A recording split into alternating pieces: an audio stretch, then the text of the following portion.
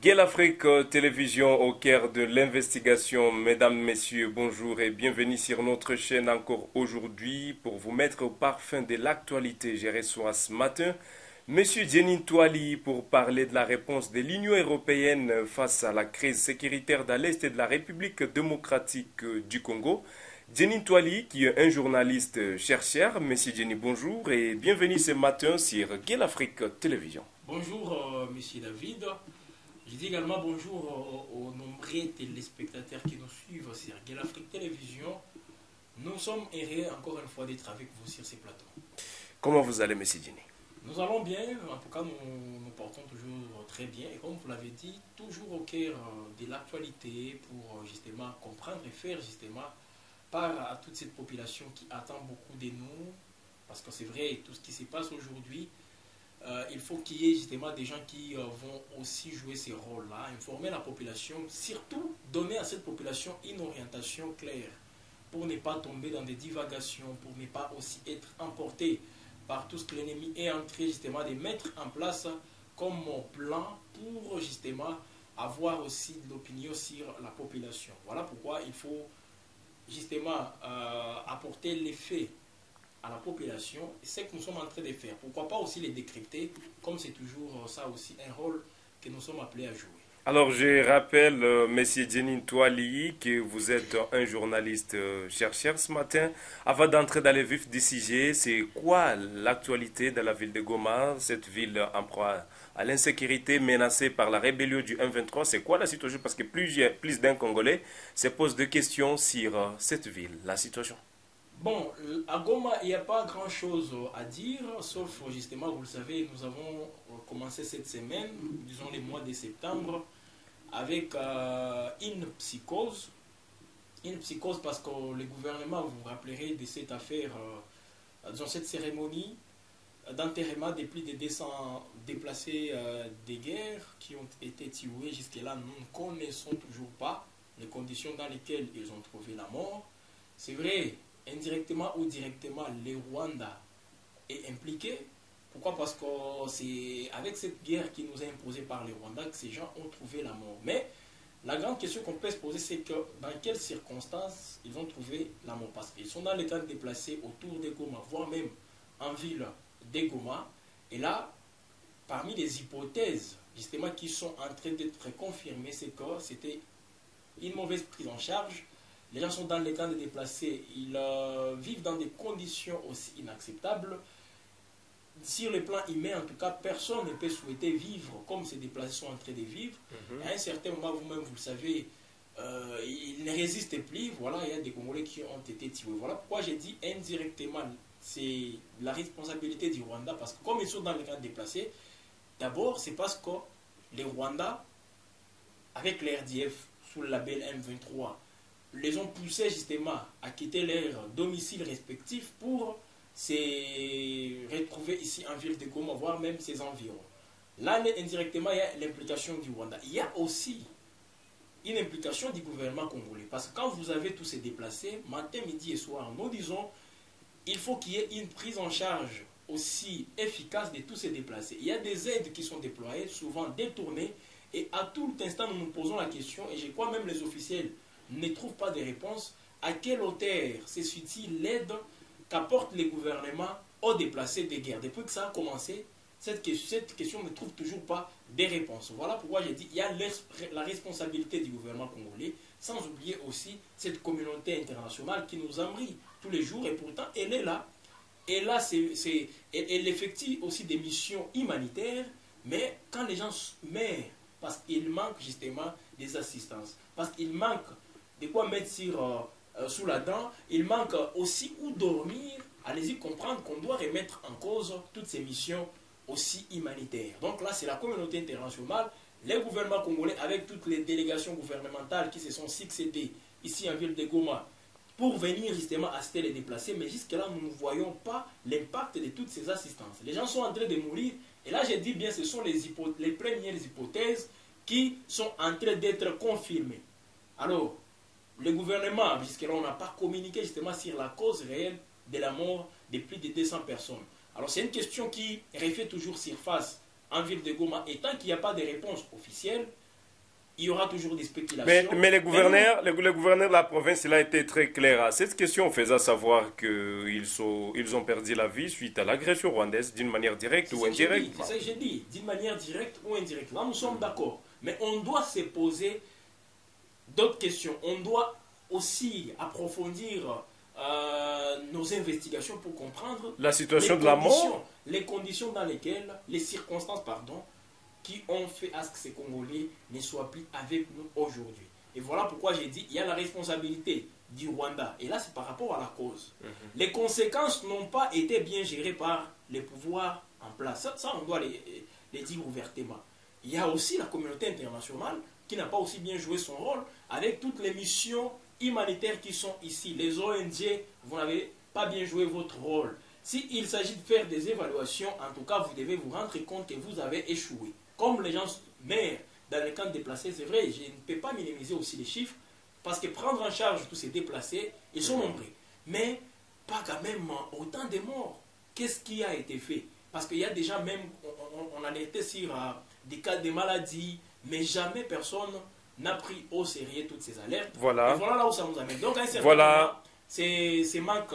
Et, donc, les autorités ont failli justement par rapport là où on les attendait beaucoup plus pour qu'elles agissent en bonne et due forme, elles ont failli. Voilà pourquoi nous disons encore une fois que sur ces points, il y a toujours des questions qui vont rester là et c'est des spéculations qui planent autour de toutes ces questions. Voilà, mesdames et messieurs, vous êtes en train de nous suivre et sur la télévision panafricaine. Peut-être c'est pour vous la première fois que vous nous suivez aujourd'hui. Nous vous appelons à vous abonner, à partager la vidéo, à mettre le commentaire, pourquoi pas, de mettre ce que vous pensez, ce que vous personnellement dans cette guerre dans l'Est de la République démocratique du Congo.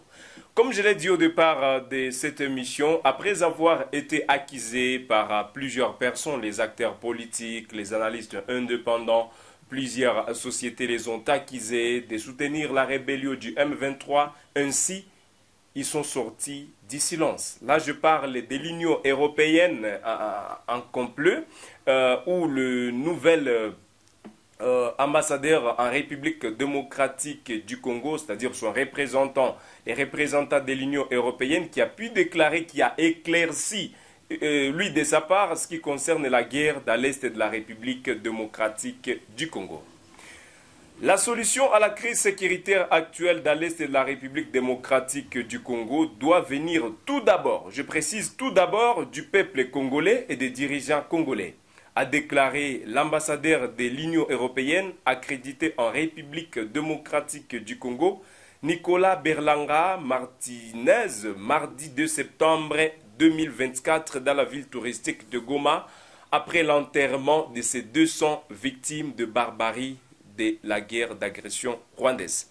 M. Dianin Toali, l'Union européenne fait savoir que la solution à cette crise dans l'Est de la République démocratique du Congo doit venir tout d'abord du peuple congolais et surtout des dirigeants de la République démocratique du Congo. C'est quoi vos impressions? C'est quoi votre analyse face à cette déclaration de M.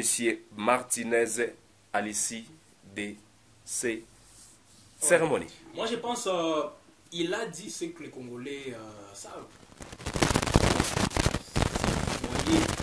D'abord, les mouvements de Ouazalendo, ce qui les anime, c'est d'abord, ils se sont rendus compte eux-mêmes qu'en tant que population, en tant que citoyens congolais d'abord, ils doivent défendre leur pays.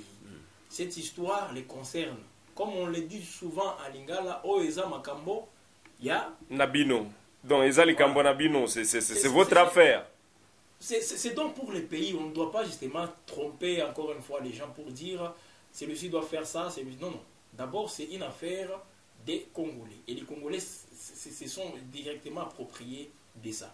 Alors, ce qu'a dit l'ambassadeur, le gouvernement congolais doit... Il a dit le gouvernement congolais, la population congolaise. Nous connaissons tous, voilà pourquoi nous interpellons à tout instant le gouvernement pour qu'il joue son rôle comme il faut. Son rôle du pouvoir exécutif. Il doit prendre des mesures en termes aussi d'exécution pour que la situation change. Ça, nous connaissons tous ces refrains. Donc, c'était juste un petit rappel peut-être, mais ce n'est pas une révélation. Alors, pour l'Union européenne, moi, j'aurais bien voulu justement qu'il nous explique Parce que c'était ça la question. Aujourd'hui, les Congolais se posent mille et une questions par rapport à l'attitude de l'Union européenne. Tantôt l'Union européenne peut se prononcer en faveur de la République démocratique du Congo et d'autre part, elle se prononce en défaveur de la RDC. Et sur ces points, nous n'arrivons toujours pas à bien positionner cette Union européenne. Voilà pourquoi les gens l'attaquent souvent. Pourquoi? Parce que nous ne comprenons pas à quoi joue justement l'Union européenne. Tantôt ce sont des accords militaires, s'il vous plaît, avec le Rwanda. Tantôt ils condamnent l'agression du Rwanda, l'agression de la République démocratique du Congo par le Rwanda. Vous condamnez une chose et d'autre part, vous appuyez les Rwandais dans des accords militaires. Mais les clairs ici, disons que la solution viendra des Congolais. Oui, la solution, mais c'est viendra des Congolais. C'est à eux maintenant de faciliter à ce que cette solution, à ce que les Congolais trouvent cette solution. Mais ils ne peuvent pas rester là pour nous mettre, encore une fois, les bateaux dans la roue quand nous sommes en train d'avancer. C'est ça que nous ne voulons plus écouter. Parce qu'ils sont là, c'est eux, encore une fois, qui viennent alimenter des choses. Tantôt, ils ont même du mal à sanctionner les Rwandais. S'ils avaient sanctionné les Rwandais, parce que la République démocratique du Congo, on a mené plusieurs missions diplomatiques pour convaincre l'Union européenne particulièrement, je parle de l'Union européenne, pour convaincre cette Union européenne enfin de prendre des mesures aussi contre les Rwandais. Mais ça n'a jamais été fait. Alors, pour qu'elle prenne des mesures contre les Rwandais... Mais Monsieur Jenny, ils ont toutefois condamné l'agression rwandaise. Vous aviez entendu du parti Congo, du parti du Rwanda, on a toujours condamné. Je m'inscris dans votre logique. Ils ont condamné les Rwandais. Ça a changé quoi? Depuis qu'il y a des condamnations, ça ne change absolument rien. Alors, pourquoi cette Union européenne, les États-Unis, l'Organisation des Nations Unies n'est pas à la vitesse supérieure pour prendre d'autres mesures beaucoup plus, en tout cas, qui vont pousser les Rwandais à cesser avec ces aventures en République démocratique du Congo. Mais ils se limitent tout simplement à des condamnations, des simples déclarations qui ne changent absolument rien sur les terrains. Voilà pourquoi nous nous inscrivons en faux par rapport à cette attitude de l'Union européenne. C'est tout simplement pour venir encore endormir les Congolais, en nous rappelant ce que nous connaissons. Pour défendre les pays, ce n'est pas l'Union européenne qui doit nous le dire. Les Congolais ont déjà pris conscience, voilà pourquoi il y a cette résilience. Pensez-vous qu'il y a cette conscience? Il y a cette conscience. Ne vous en faites pas. Peut-être dans le chef des dirigeants, vous pouvez voir qu'il y a cette inconscience, mais ça ne veut pas dire que toute la population congolaise n'est pas consciente. Peut-être aussi, là je serais un tout petit peu d'accord avec vous pour dire qu'il y a une part d'inconscience dans les chefs des Congolais, de la population congolaise. C'est dans la mesure où nous n'arrivons pas à être beaucoup plus exigeants vis-à-vis des autorités pour qu'en retour, elles soient aussi redevables envers cette population. Là, je serais d'accord avec vous.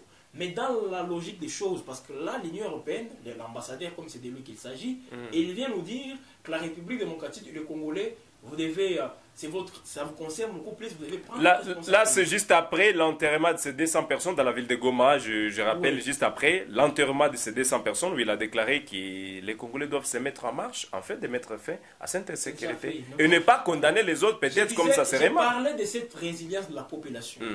C'est déjà une prise de conscience. Parce que tous ces déplacés qui ont trouvé la mort dans les camps déplacés, dans des conditions que nous déplorons tous ces déplacés sont là parce qu'ils ont refusé de cohabiter avec les M23, l'armée rwandaise. C'est parce qu'ils ont refusé. Mais vous aviez entendu qu'il y a certains qui rentrent déjà dans leur village. À quel pourcentage? C'est selon l'OCHA, l'Organisation des Nations Unies. Ouais. Dans tous les cas, permettez, bien que ce n'est pas moi qui pose cette question.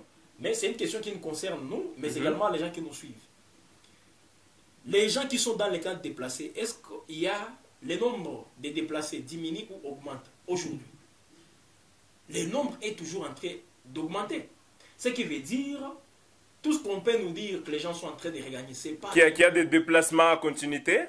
La plupart, ce sont des gens qui étaient en partance pour d'autres milliers, mais qui, parce qu'ils ont vu les chemins et aussi longs, des fois, là où vous allez, on signale qu'il y a des affrontements qui sont menés là-bas, et puis ils revenaient chez eux pour justement rester avec les ennemis. Mais ça ne veut pas dire qu'il y a cohabitation.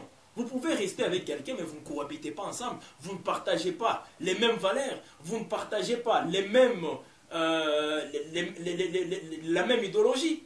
Vous voyez? C'est dans ce sens que vous voyez même les Congolais qui sont dans les zones occupées par l'ennemi subir des atrocités. D'autres sont en train d'être tués parce qu'ils ne veulent pas obtempérer aux différentes décisions qui sont mises en place par l'ennemi. Voilà. Donc il n'y a pas cohabitation. Même dans les zones contrôlées par l'ennemi, la cohabitation n'existait pas. Dans les cas déplacés, les gens ont accepté de rester là-bas, mais ils ne veulent pas rentrer pour être dirigés par les agresseurs. C'est tout à fait normal. Alors dans tout ça, moi je pense, l'ambassadeur de l'Union européenne, il nous a plutôt rappelé, je viens de le dire, il nous a rappelé ce que nous connaissons tous et les Congolais sont en train de le faire. Comme il y a les Ouazalengos, c'est parce qu'ils ont répondu à un appel patriotique de défendre leur pays. Ils connaissent, ils savent justement qu'ils doivent défendre leur pays. La population aussi est en train de jouer ce rôle-là, en collaborant avec l'armée. C'est déjà quelque chose. Alors là où nous sommes bloqués, c'est plutôt côté exécutif. Voilà, on va y entrer, tout juste après, on va y entrer, on fera ceci.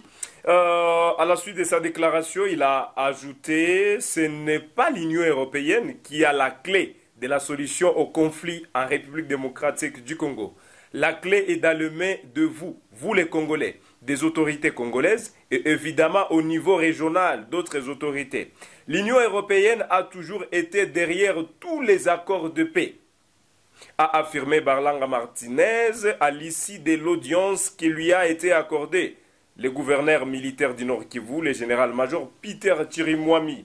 L'Union européenne, on prend ceci, l'Union européenne actuellement investit plus de 100 millions d'euros chaque année dans la province du Nord Kivu pour aider la population de la province du Nord Kivu, en particulier les déplacés. Mais cela ne suffit pas, l'ampleur du problème dépasse aussi l'assistance qu'on peut apporter. Je peux comprendre. Mais non, même les 5 millions, comme ce sont les chiffres. 100 millions d'euros chaque année pour la province du Nord Kivu. Et au-delà de ça, il faut savoir que la clé de cette solution, ce n'est pas l'Union européenne. Nous sommes dans la 3e année avec cette guerre d'agression, donc c'est déjà 300 millions. Ça, c'est l'Union européenne. Oui, 300 millions, j'ai dit 3 ans, il l'a dit chaque année, il déploie 100 millions. 100 millions. Est-ce qu'il y a l'ampleur de cet argent dans les cas déplacés, pensez-vous? Vous vivez un peu le quotidien, vous êtes chercheur?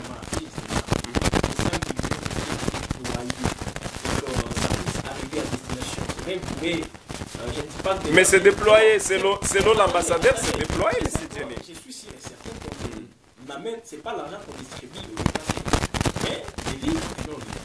N'est-ce pas? Les déplacés ont besoin des livres et non livres. Mais est-ce que vous voyez les livres non livres? Pensez-vous qu'il a menti? Je ne peux pas dire qu'il a menti. Peut-être il déploie ça, mais c'est peut-être orienté autrement. Peut-être. Parce que nous connaissons tous dans conditions. Voilà. Mais s'il y avait les 100 millions, si c'était bien sûr bien déployé, je vous assure, la situation ne serait pas aussi... même pas à des enterrements collectifs comme on l'a vu les lundis derniers à Goma.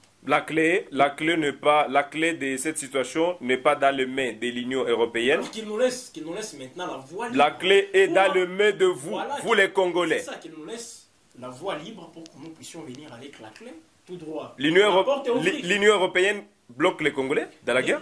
Je ne dis pas que l'Union européenne bloque les Congolais, mais l'Union européenne ne facilite pas la tâche? Au-delà du fait de faciliter, l'Union européenne n'est pas d'accord avec les processus de développement qu'on peut amorcer en République démocratique du Congo. Si une fois il y a des projets qui peuvent faciliter le développement pour la République démocratique du Congo, vous verrez toujours cette Union européenne venir bloquer toutes les avancées avec des principes qui ne tiennent même pas debout. C'est ça, elle vient toujours comme ça. Rappelez-vous du contrat du siècle, comme on l'a dit, avec disons, les codes miniers congolais, qui sont les premiers à fustiger, disons, à s'inscrire plutôt en faux, ou disons à se mettre au devant de tout pour bloquer à ce que ces codes miniers soient mis en vigueur. Qui sont les premiers? Ce sont l'Union européenne, ce sont les États-Unis, et par ricochet d'autres pays membres de l'ONU, et surtout les Occidentaux. Ils étaient les premiers à fustiger la mise en place de ces codes miniers sous Kabila. C'est l'Union européenne, parce qu'ils voyaient leurs intérêts menacés. Alors déjà avec tout ça, l'Union européenne, comme je l'ai dit, déjà ils doivent nous faciliter aussi la tâche pour que nous puissions nous approcher de cette porte et ouvrir facilement Merci beaucoup. La clé. Donc, nous connaissons tout ce qu'il a dit là-bas, tout ce qu'il a raconté. C'est pas du nouveau chez vous? C'est pas du nouveau. Les Congolais eux-mêmes sont conscients de ça. Les différents articles de la Constitution nous donnent déjà ces pouvoirs.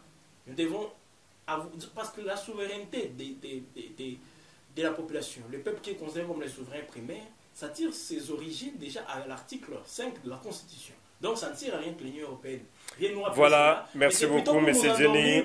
Merci beaucoup. Ne soient pas beaucoup plus exigeants vis-à- -vis de cette Union européenne. Et là, je suis d'accord. Voilà pourquoi moi, je demande toujours à la population d'orienter toutes ces exigences, d'orienter toutes ces énergies aux autorités. Parce que ce sont les autorités qui nous doivent des réponses. Voilà, merci beaucoup, M. Jenny, merci beaucoup. Les dames et messieurs, vous nous suivez donc sur Gueule Afrique Télévision, la télévision panafricaine. Vous aviez sûrement entendu la réponse de l'Union européenne sur la situation sécuritaire dans l'Est de la République démocratique du Congo. M. Jenny, on finit par ici.